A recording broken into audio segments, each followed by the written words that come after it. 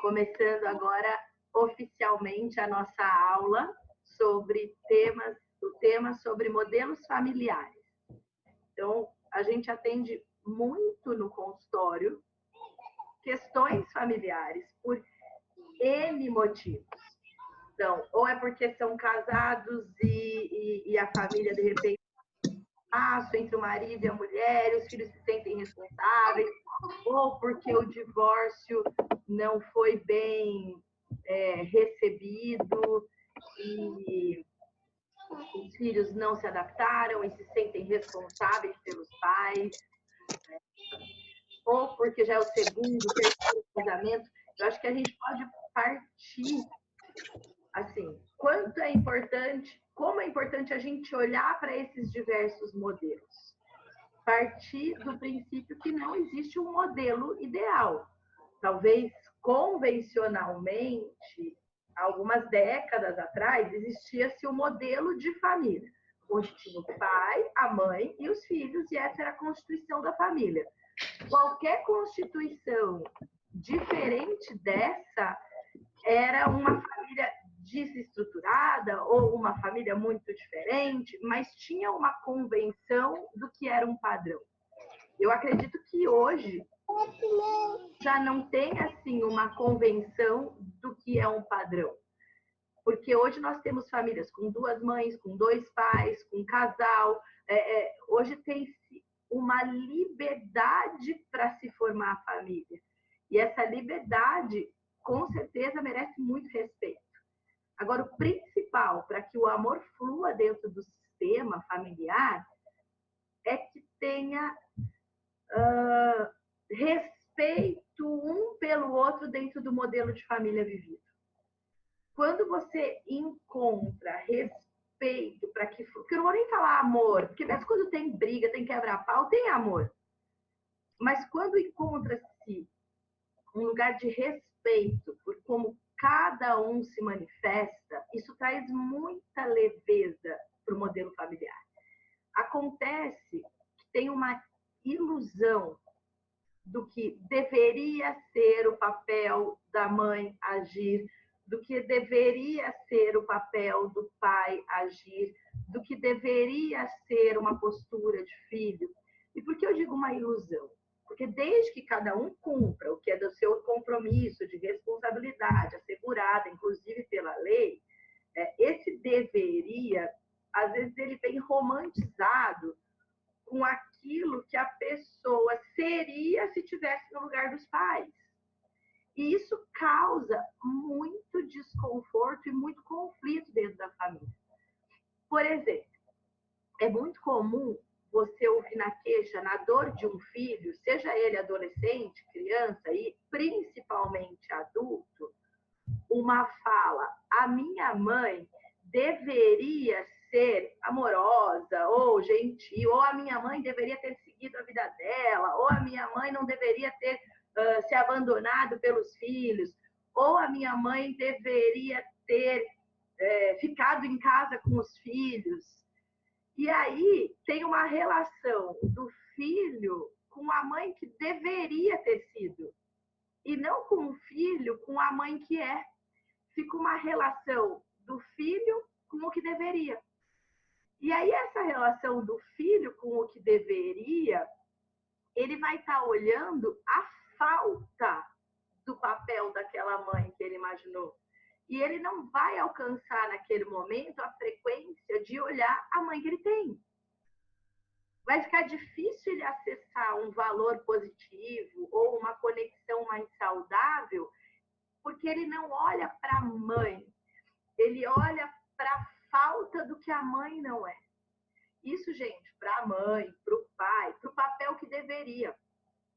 Tem um exercício que eu comecei a propor para alguns pacientes, que eu achei que funcionou muito bem, que é descrever esse deveria.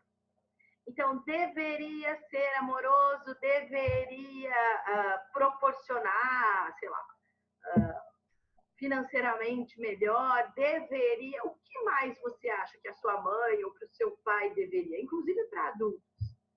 E a pessoa vai trazer esse deveria, para ela poder entrar em contato que ela está olhando para a falta. Ela não se relaciona com a pessoa, ela se relaciona com a falta.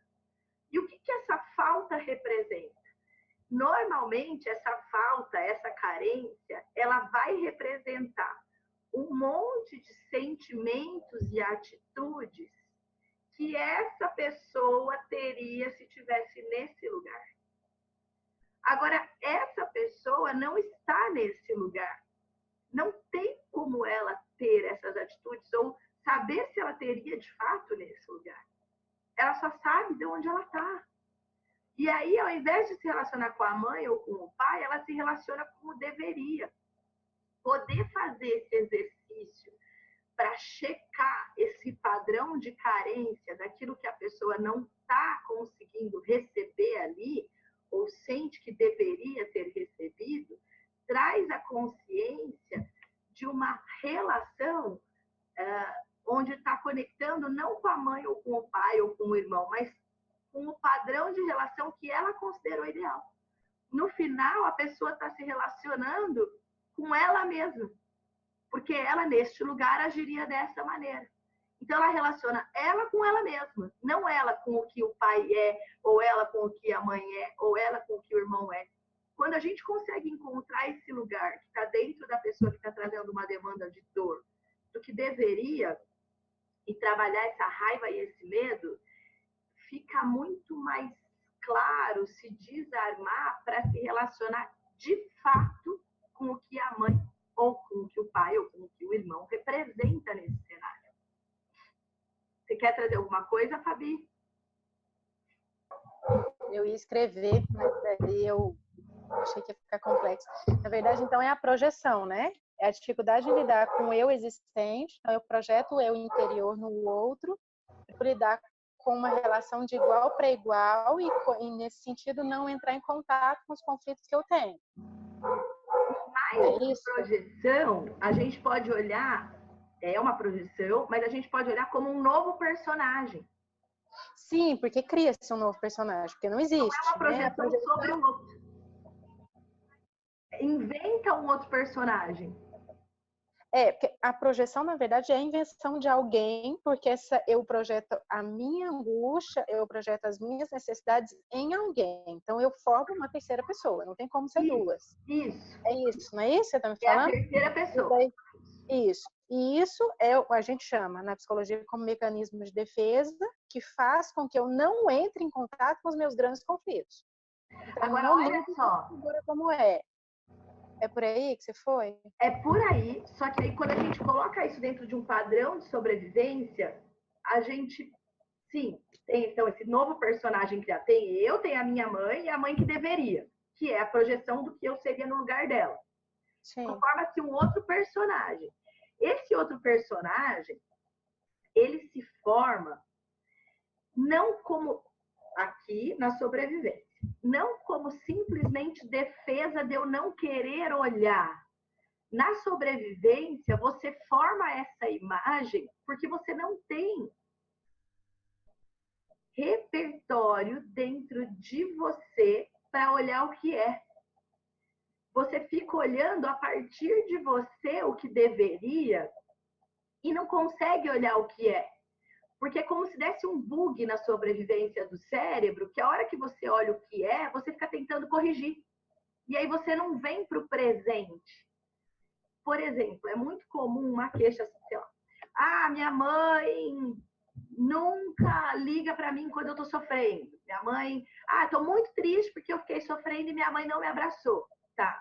E aí você pergunta, alguma vez a sua mãe já te abraçou? Não. E assim, da onde que você está esperando isso? Porque se ela nunca fez, de fato, ela não fazer não é uma novidade. Não sendo uma novidade, é o que ela manifesta. Então, tecnicamente, não deveria ser um motivo para sofrimento. A hora que você traz essa clareza, assim, numa sobrevivência, a pessoa consegue identificar, mas é como se ela saísse de um transe. Porque na sobrevivência, pode até, trazendo para um olhar da psicologia, inclusive da psicologia transpessoal, a gente olhar assim, é o medo de lidar. Mas quando a gente olha em linha de rota de pensamento, não é consciente, então assim, não é um medo, é um não enxergar.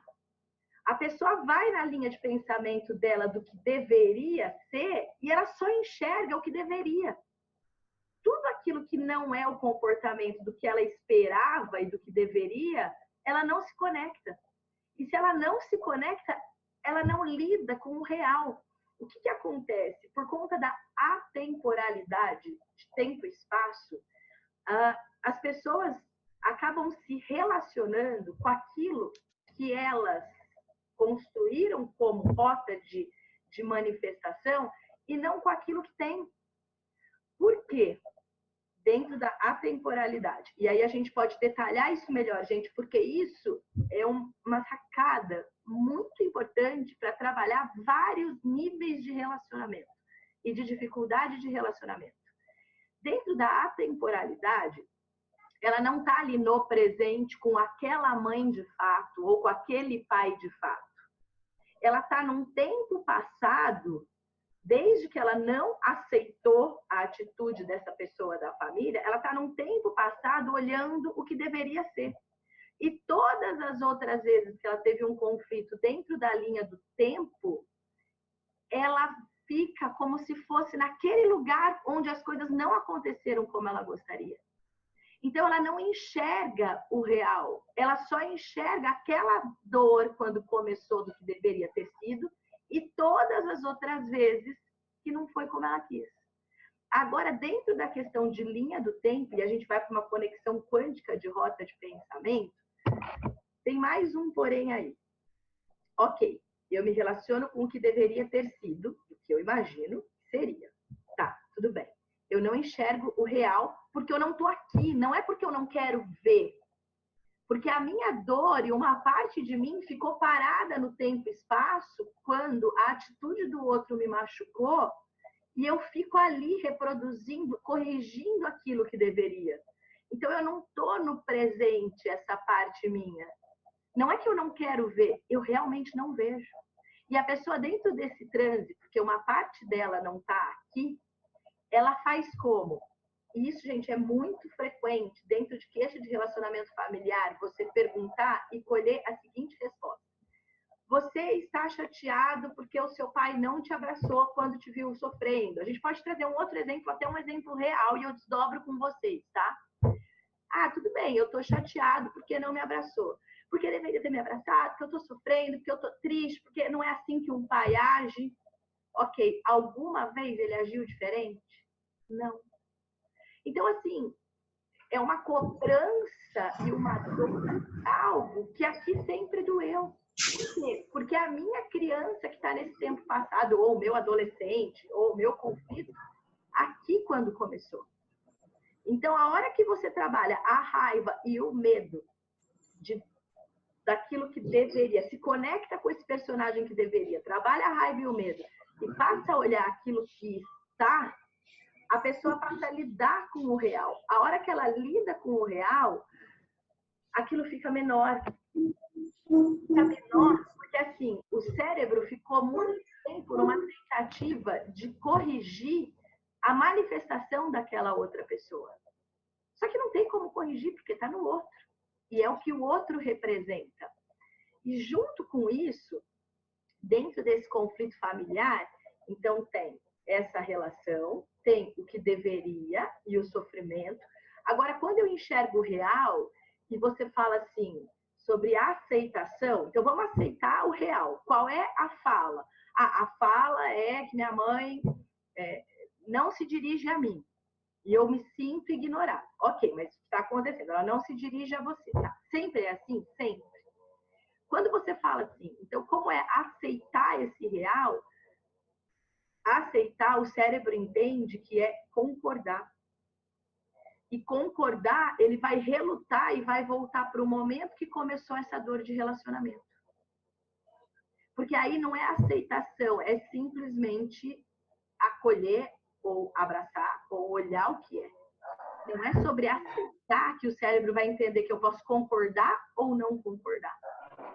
Dentro desses relacionamentos, quando a pessoa sai do papel de gerenciar o que deveria, então, o que cada um deveria ser, consegue entender trazer para o consciente o real que a pessoa representa, ela se desarma desse papel de dar condição do que o outro deveria ser e começa a trazer mais um olhar pro presente, para ela e para todos, sendo o que são.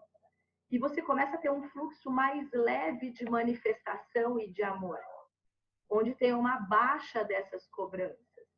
E um olhar de autocura que começa a reverberar como cura.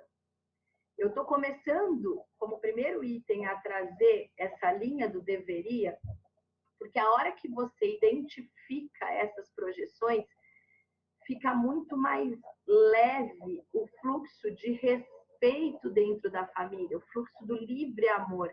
Você sai de gastar energia como o salvador e a vítima e começa a colocar as posições a partir do seu cliente ou de você mesmo vindo para o tempo presente, acolhendo aquilo que chega dentro da família. O que eu estou trazendo é um relacionamento inconsciente dentro da sobrevivência que a gente tem com a nossa carência e não com as pessoas que estão de fato ao nosso lado. Ô, Vanessa. Pode falar, Vir. Espera só um segundinho, Fabi.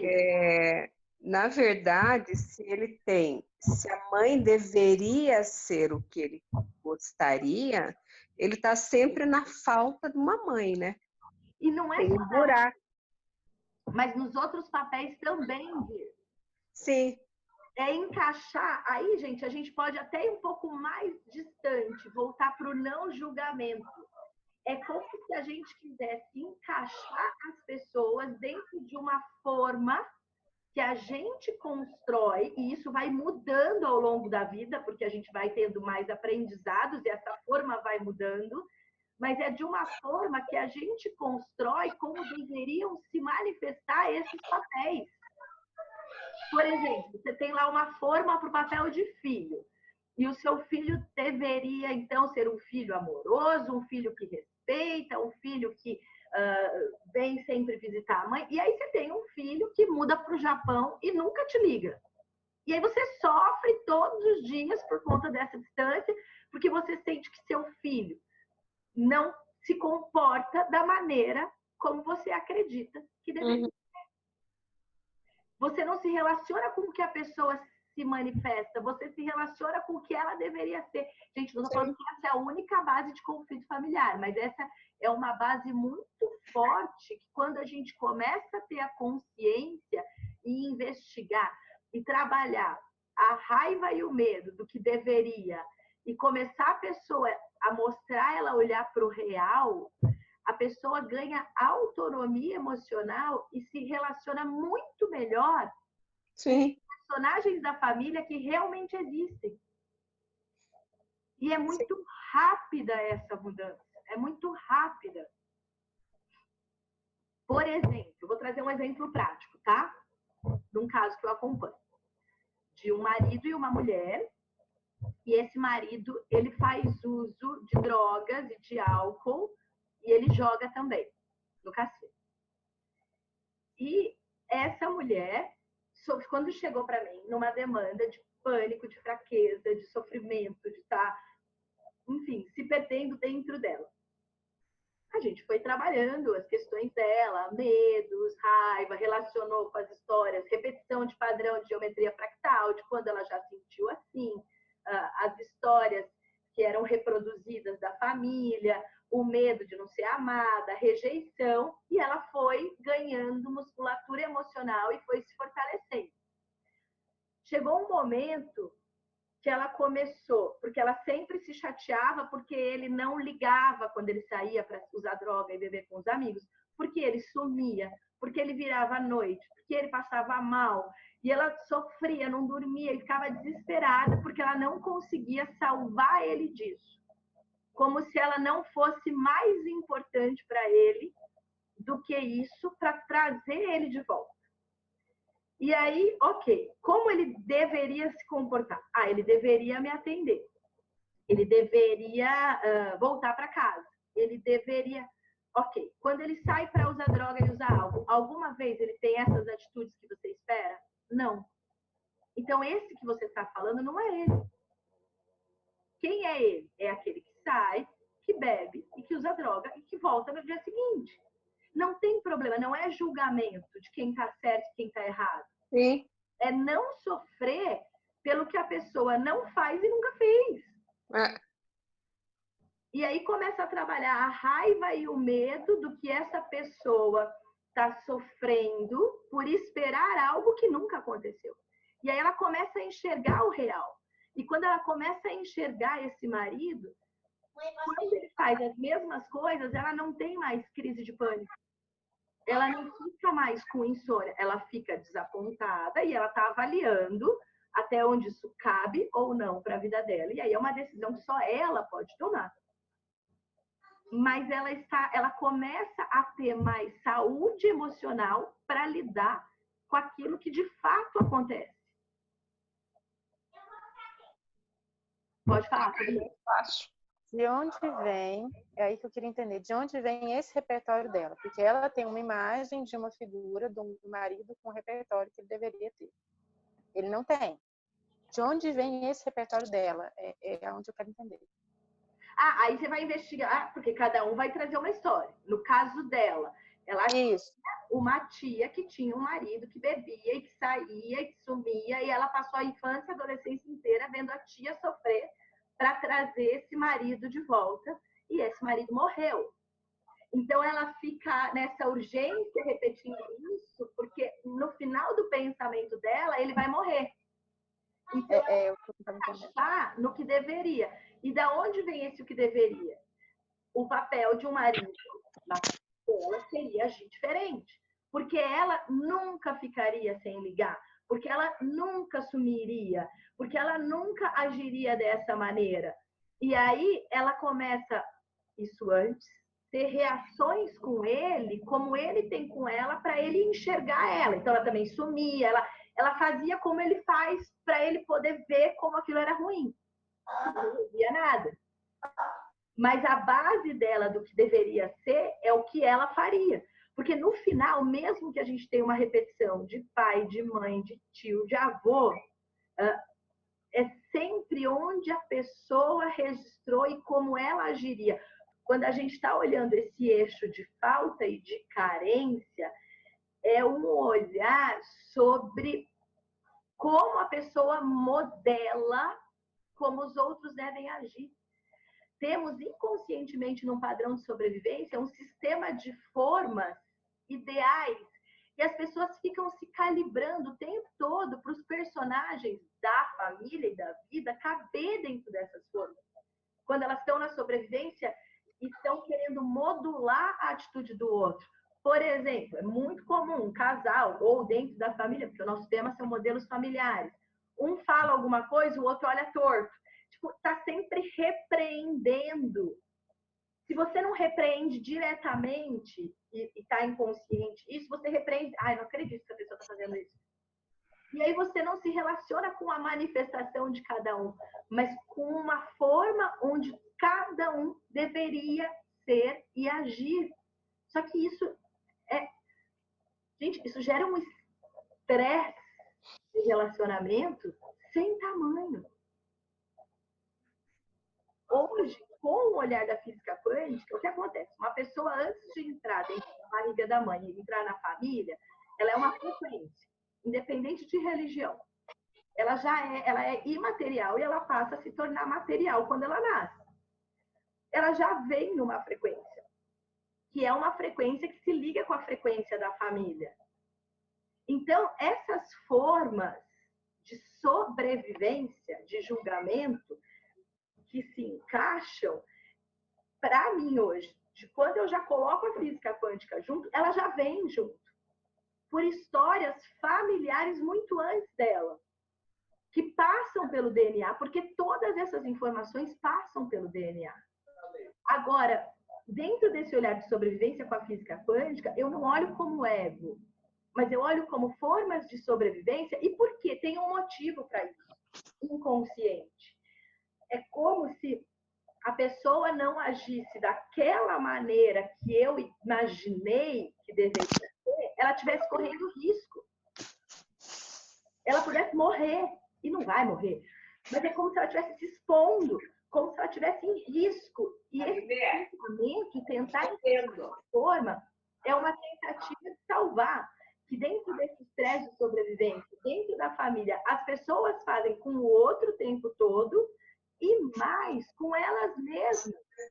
Porque essas formas que elas lançam para o outro, elas também estão usando na vida delas o tempo todo.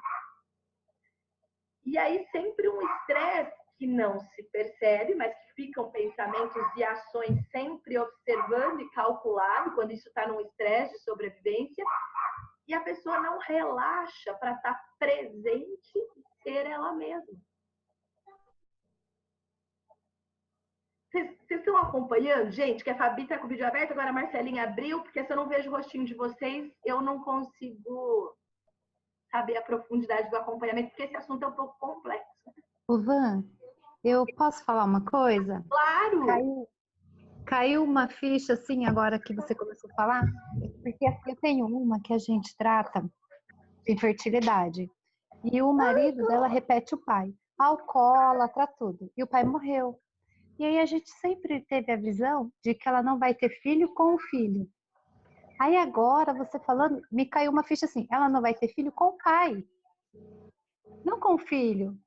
Porque ela quer que o marido dela seja igual ao pai. Porque apesar dele ser alcoólatra, morreu por causa disso, ele é o herói dela. E ele fica vivo. E ele fica vivo. Porque no final, gente, desse caminho de pensamento, é sempre uma modulação do outro para uma tentativa de salvar. Porque o cérebro de sobrevivência reptiliano é vida ou morte. Então, no final, quando você investiga pensamento, talvez não traga isso com clareza, não tenha essa profundidade, mas é sempre uma tentativa de manter o outro ou evitar que o outro morra. Por isso que isso gera um estresse de gerenciar o outro, é ser gerente da vida do outro. Por que ele não pode ser mesmo?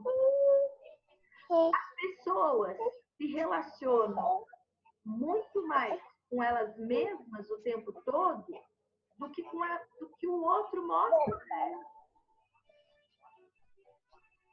Porque muitas vezes num relacionamento familiar não é que a pessoa esconde quem ela é e só nos 25 minutos do segundo tempo que a pessoa descobre, uau, ele era o vilão ou o outro era o vilão. Não, sempre foi assim. Só que ela vai vendo a projeção, essa identidade do que deveria ou dela, e ela vai agindo dentro da família para que todo mundo possa ficar bem em equilíbrio. Ou aqueles modelos que se afastam porque não conseguem se relacionar. Quanto mais a gente conseguir trazer um fluxo livre de enxergar e permitir que cada um seja quem é, permitir quem é a gente para permitir, mas trazer a consciência da permissão, que cada um manifeste quem é, gente, faz assim, ó, as pessoas se desarmam e elas conseguem se conectar num fluxo de amorosidade, de criação e não mais de opressão. Pessoal, Marcela, e o que você achou aí desse caso que você está acompanhando? Fez sentido dentro dessa abordagem? Fez bastante sentido. Porque a gente sempre trabalhou essa visão mesmo, né? Dela tá tratando o esposo como filho. Só que agora você falando isso, porque o modelo que ela tem de pai é esse. Então ela projeta nesse marido o pai dela. Né? E aí ela quer que ele faça igual o pai, porque apesar do pai ser alcoólatra e deixar a mãe sozinha, ele sempre foi muito carinhoso, muito amoroso. E essa parte fica faltando do marido dela com ela. Então, o repertório mais forte que as pessoas vão ter na hora de se relacionar com parceiro ou parceira é o repertório do pai ou da mãe, né? Que é isso já desde Freud, psicanálise, que fala de buscar o pai no marido, buscar a mãe na mulher, porque é o primeiro repertório. Mas Por exemplo, nesse caso que eu trouxe, a pessoa trazia muito o repertório da tia. Porque não é uma regra que tem que ser o do pai ou da mãe, é de onde ela, qual frequência ela vem, de onde ela está e de como ela registra essa informação. Eu acredito que a gente ter a consciência dessa lacuna, do deveria, dessa carência, dessas formas de julgamento, e conseguir trabalhar a raiva e o medo, e não acontecer aquilo que a pessoa faz a pessoa sofrer, né? Que é como ela gostaria que fosse. Consegue desarmar o padrão. Para quê? Para ela conseguir se conectar com a aceitação, não de conformismo, com a apreciação daquilo que é e não daquilo que ela gostaria. E quando ela consegue apreciar ou se conectar com o que é, vai ficando muito mais livre a maneira de se relacionar. Você tem aí uma baixa de expectativa, você tem aí uma baixa de inconformidade e começa a manifestar o amor pelas pessoas da família por aquilo que cada um traz, de fato.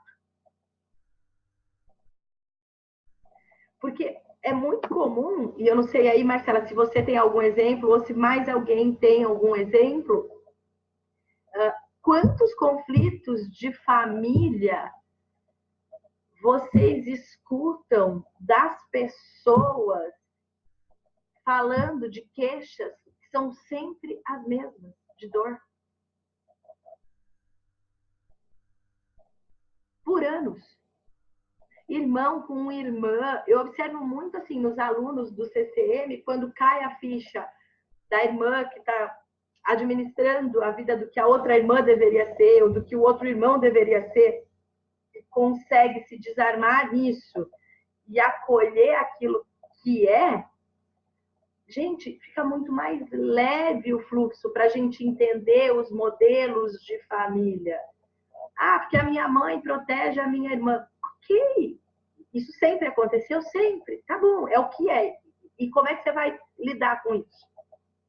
Não, porque não podia. Ok, mas é o que é. Então vamos trabalhar raiva e medo do que é e poder se conectar com o que é.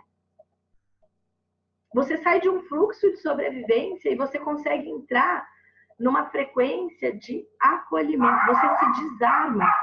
Quando você se desarma dentro do modelo de família, você vai se desarmar e se conectar melhor nas suas relações de trabalho, nas suas relações amorosas, com a sua prosperidade, com a sua parceria. Porque você tira barreiras que você continua manifestando em todas as frentes. Faz sentido isso para vocês? Vanessa? Diga.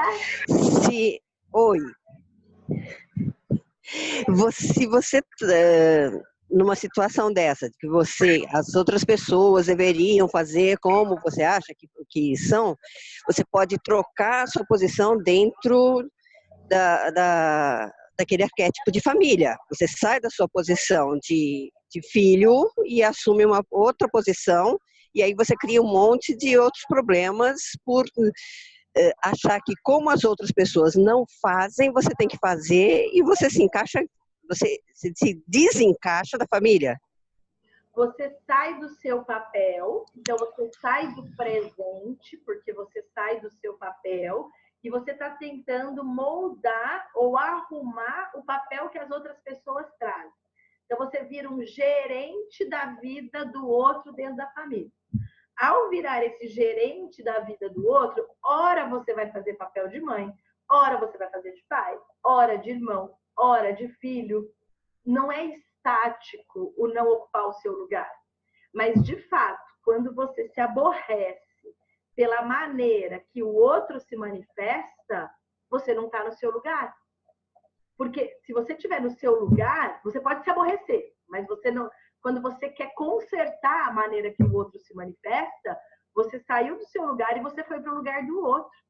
Porque não dá para consertar o outro. Você pode ter um posicionamento diferente e uma conexão diferente com aquilo. Você só pode consertar o seu lugar. E a hora que A você... sua perspectiva. Exatamente. E a hora que você se cura e olha a sua perspectiva, você vai conseguir encontrar essas mesmas pessoas da sua família numa outra frequência. E conseguir Entendi. ter um outro nível de relação. Entendi.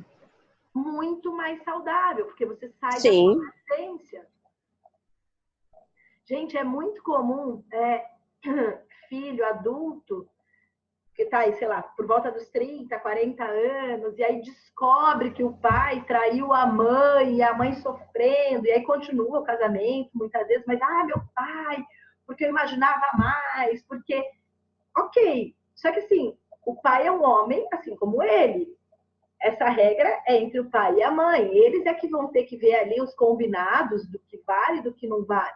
Eu posso não concordar com o que esse pai fez.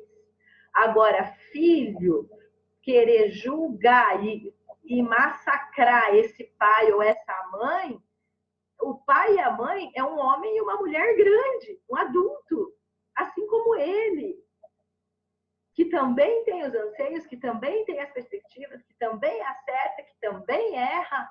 Quando esse filho se põe no lugar de direcionar o que esses pais podem ou não podem, ele sai do papel de filho, ele vai oscilar em vários papéis, mas ele vai trazer uma dor para ele. Se ele conseguir olhar, aceitar não quer dizer concordar, mas acolher que esse é o pai dele, que erra, que acerta, que essa é a mãe dele, que erra, que acerta, e que eles é que tem que resolver isso. Vai ficando cada um lidando com a sua demanda. Gente, tem famílias que arrastam dores para toda uma existência de uma traição familiar. E que, no fundo, todo mundo já sabia que acontecia. E aí, quantas gerações são impactadas com tanto sofrimento?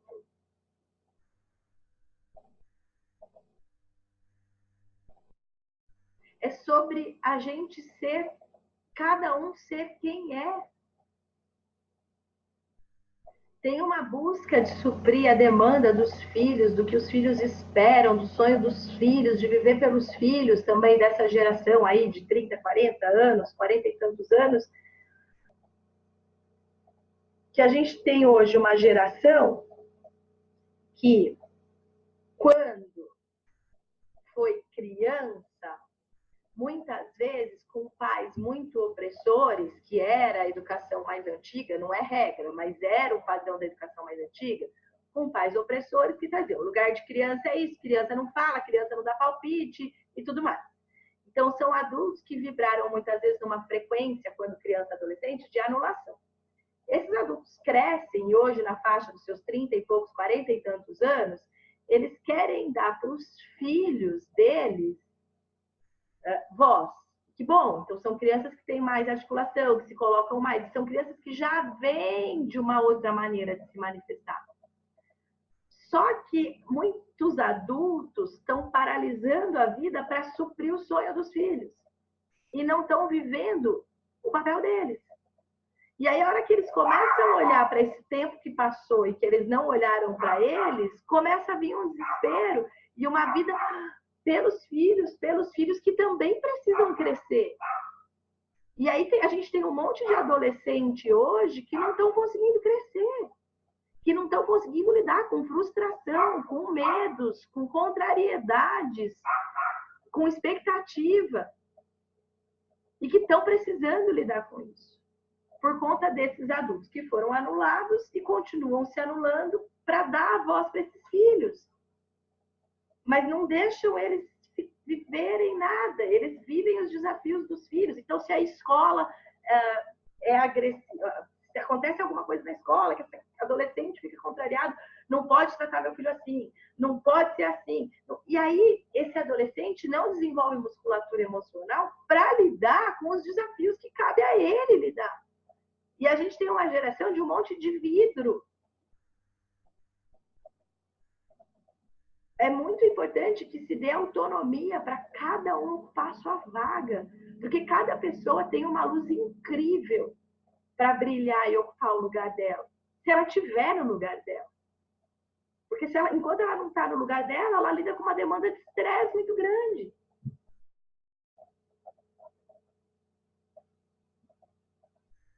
E aí a gente tem uma infinidade de adolescentes em depressão, não só por isso, tá? Mas por o que precisa, principalmente, para trazer um pouco mais de cura para sistema familiar, para modelos de relacionamento?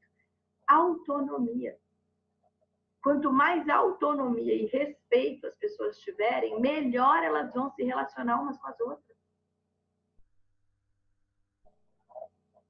Menos estresse de sobrevivência, mais conexão de amor.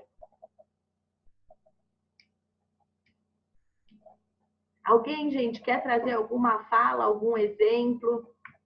Porque eu acho que esses casos são os casos que mais, assim, questões familiares é uma grande queixa de consultório, da nossa família, de vida, de amigos, assim. É um item com uma frequência importante.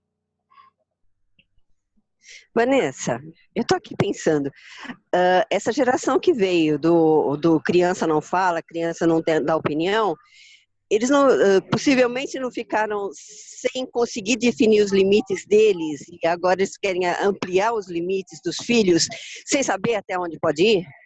Sim, também é uma perspectiva. Outra perspectiva, eu me calei tanto que eu quero que meus filhos tenham voz incondicional. Não quero que eles se machuquem. É sempre uma busca de corrigir. Só que mais importante do que corrigir é a gente começar a trazer uma busca de ser. Olha, a outra está lidando com uma dificuldade, tá bom, então vamos conversar. Mas você que vai lidar com isso. Eu estou aqui para te amparar, eu estou aqui para te apoiar. Mas cada um lidar com aquilo que chega. Porque a frustração, a impotência, a angústia também vai modular o neurocórtex, o limite, o caráter, a manifestação de ganhar força para ir adiante. Quantos jovens hoje estão num lugar de procrastinação simplesmente por não saberem o que querem? E um lugar de procrastinação porque eles trazem muitas vezes um compromisso que eles têm que ser felizes. Só que eles não sabem se conectar exatamente com o que é ser feliz, porque quem é feliz o tempo todo?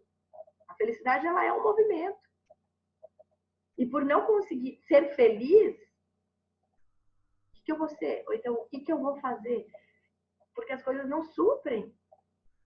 A gente também está vivendo um movimento de imediatismo que a tecnologia promove, e eu não sou contra nada dessas novidades, eu acho tudo isso muito fantástico. Isso é uma realidade. Era isso que eu ia comentar.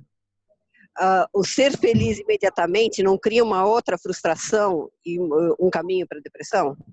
Exato. Se você não desenvolver a musculatura de autonomia, musculatura emocional para lidar com isso, sim. Hoje você chama um Uber em 3 minutos e se ele atrasa e demora 5, você fica bravo. Porque é um mundo de velocidade, de tecnologia. Agora, lidar com tédio, lidar com as coisas não acontecem quando você gostaria, também faz parte da vida. Se chatear, ficar feliz. Felicidade não é um estado permanente, é uma conquista diária. É uma conquista de lidar com contrariedade, lidar com o que te faz bem e sentir uma vibração de presença que traz felicidade. E se você priva o seu filho, o seu parente de passar pela frustração, você está tirando dele uma experiência que ajudaria no crescimento dele. Com certeza, você está amputando a pessoa. E aí você gera dores, você gera problemas de sistema digestivo, problema de intestino, e mais ou menos esse raciocínio. Ela vai passar pela dificuldade de novo, porque ela se conectou com aquela dificuldade. Então você vai, resolve a vida do outro, dali a pouco ele se enfia em outro lugar. Ele repete padrão para tentar aprender. Ele repete inconscientemente, porque é o padrão que ele está vibrando. E é ali que ele se desenvolver, ou é ali que ele tem um enganchamento, que ele pode se desenvolver ou não. mas a frequência ali é dele. Quando você faz pelo outro algo que o outro pode e precisa fazer, você contribui para o medo e para a fraqueza do outro. Então, essa coisa de ficar poupando todo mundo dentro da família sobrecarrega demais alguns e deixa outros também sem autonomia para se manifestar. Eu diria que a palavra-chave para os modelos de relacionamento é autonomia e respeito. Por exemplo, se a gente entra numa história de um segundo casamento, ter respeito e ter autonomia de se manifestar pelo primeiro casamento daquele pai, daquela mãe, daquela família, para os outros irmãos, é fundamental. Para que a outra história possa se instalar, de uma história que de repente não é mais. Às vezes vivem-se anos inconformados, porque separou, porque casou de novo, porque aquela ficou, foi deixado, o outro foi... Sabe, um não assumir que a vida continua e a responsabilidade de cada um dentro desse processo. É ter uma compreensão maior por aquilo que já é. E não o que não devia ter sido. É começar uma história nova, tentando ampliar sua visão para que os padrões não se repitam no segundo casamento. É começar uma história nova com a gentileza que a história nova ocupa de lugar e com a gentileza da história antiga. Porque se você tiver raiva da história antiga, a sua história nova, dali a pouco, vai ficar na mesma frequência. Na mesma frequência. Que aí você não aprendeu o que você deveria ter aprendido e superado, e você repete o mesmo padrão para que as pessoas possam aprender de novo a respeito disso. Eu te coloco até, Inês, dentro da física quântica, a gente não entra nem como aprendizado, ou karma, ou precisa passar por isso, mas é frequência mesmo. Você se conecta com aquilo que você vibra. Entendi. Enquanto você não ajustou a vibração para uma vibração que flui com a história antiga, você vai estar na mesma vibração e vai estar com uma história nova. O aprender, eu uso nesses termos. Você está aprendendo com aquela energia porque você ainda está vibrando nela. Então, enquanto você não consegue elevar sua energia, você continua passando pelas mesmas frequências para que você possa ampliar a visão e vibrar um pouco mais diferente. Sim, uma tomada de consciência para ampliar a rota. Quando tem uma frase do Osho que eu acho genial, né? Quando você ama, você dá espaço infinito, que é esse respeito pela manifestação de cada um. Por exemplo, num segundo relacionamento, se vem alguém, eu vou até trazer um exemplo meu. Teve uma época que meu ex-marido estava namorando, acho que hoje não está mais, pelo menos não essa moça, e meus filhos tiveram contato, conheceram, e que bacana, olha, ela foi gentil com vocês, ela foi bacana com vocês, poxa, que bom, ai mamãe, mas como que é? Eu falei, como que é, gente, amor nunca é demais. Se a pessoa tá ali, é bacana e é gentil, que ótimo, se não for gentil, fale com o papai, olha, isso eu não gostei, isso eu gostei, mas é mais uma pessoa para dar amor, ou para simplesmente estar presente. Não tem como. Ai, olha, não vai gostar da fulana. Ó, não chega perto. Ó, sabe? É o transbordar. Exato. A gente vê muito isso nas histórias de modelos familiares. Um represamento do amor como prova de amor. E que não traz paz para ninguém. O papel de cada um e a importância de cada um já está estabelecido. Eu não preciso impedir que a pessoa que eu amo goste ou ame também outra pessoa para garantir meu amor, ou então, porque aquilo me incomoda. O gerenciamento do amor nos modelos de família vem muito de impor condições e limites de espaço de amor para atender aquilo que de fato faz sentido para essas pessoas. Quando é unidirecionado, ele não cresce e não transborda. Exatamente.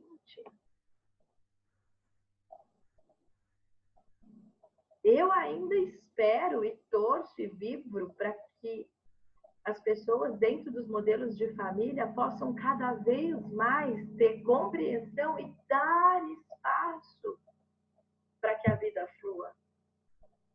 A gente vai ter muito mais gente feliz se a gente respeitar as escolhas de cada um.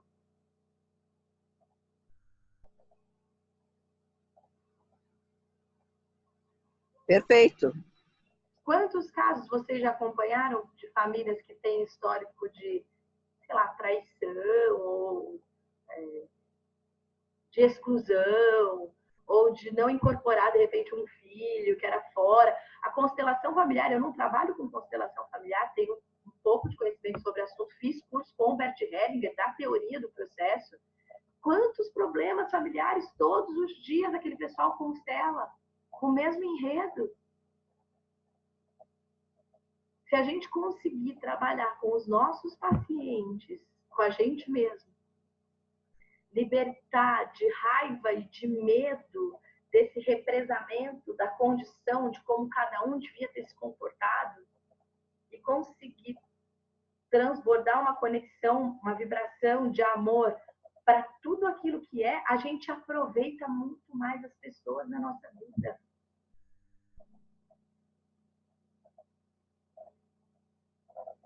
Quantas gerações passam vivendo o modelo que deveria ter sido?